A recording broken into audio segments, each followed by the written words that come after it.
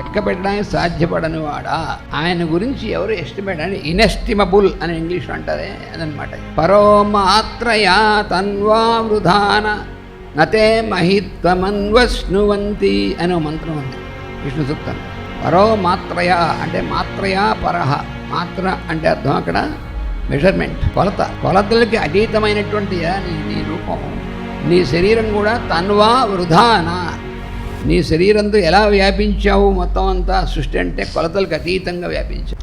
అందుకని మేము నిన్ను కలవడం అంటే ఎప్పటికీ సాధ్యం కాదన్నాడు వేదంలో ఉన్నటువంటి మంత్రంలో.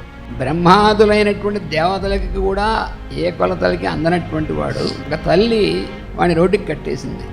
అలా అందనటువంటి వాడు వీడికి ఎలా అందాడు అంటే ఆవిడ యొక్క భక్తి అనేటువంటి అడుతో కట్టింది ఆవిడ, అందువల్ల ఆవిడ